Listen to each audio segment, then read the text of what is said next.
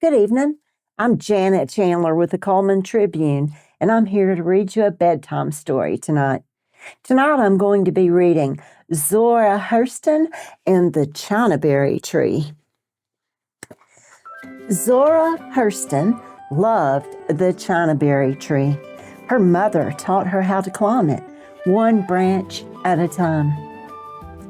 From the tree, as far as she could see as far as the lake, as far as the horizon. Zora dreamed of fishing in the lake, catching brim and catfish in the moonlight. Zora dreamed of seeing the cities beyond the horizon, of living there one day. But only boys fished in the lake. Only men traveled to the cities. Zora watched with envy as the wagons rattled down the dusty roads. Her father told her to wear a dress, to leave tree climbing to wild boys who had no better way to spend their time. He told her to read the Bible every day, learn verses she could recite in Sunday school. He warned her about girls who didn't obey their fathers, girls who didn't grow up to be young ladies. But Zora only listened to her mother. She taught Zora that everything had a voice. The trees and rushing wind, the stars in the midnight sky. She taught Zora that the world belonged to her, even the lake and far off horizon. So Zora went everywhere. She walked into the town store and watched while the men played checkers. She asked questions and more questions until the men taught her how to play. She followed boys to the edge of campfires, listened while their fathers sang about John Henry, a man so strong he swung a 9-pound hammer from dawn till dusk. She learned about death, the great square-toed one who lived in the West. Death sat on a platform made of palm leaves and ruled with a sword in his hands. Zora learned about Africa, the place where she and her people came from.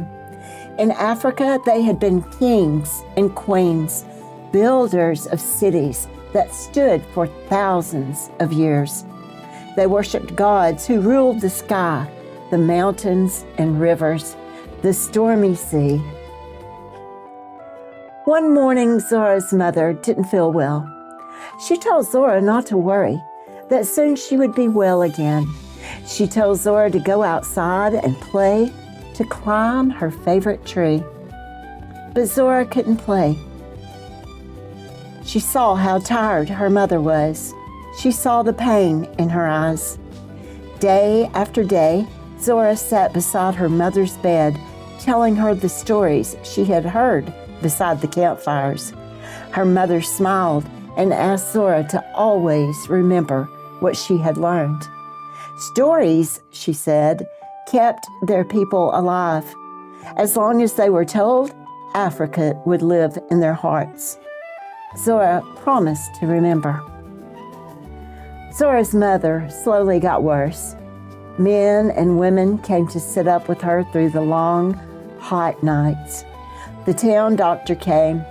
He gave her pills and shook his head and walked sadly away. Even the root doctor tried his magic. He rubbed snake oil and mustard salve on her face. He burned a tall white candle beside her bed, but nothing worked. Zora was sitting in the parlor when her father told her she would not see her mother again. Zora felt as if she had died. She watched while the old people stopped the clocks, put sheets on the mirror. She watched while the women cried and the men stared at their Sunday shoes. But then she could sit still no more.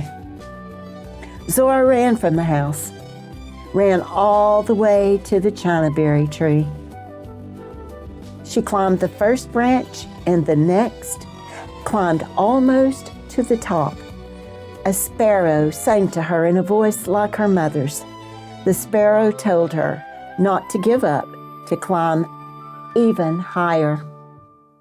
From the top of the tree, Zora saw again the world her mother had given her, the lake filled with fish, the cities where she would tell people all she had learned beside the campfires. Zora promised her mother that she would never stop climbing, would always reach for the newborn sky, and always jump at the morning sun.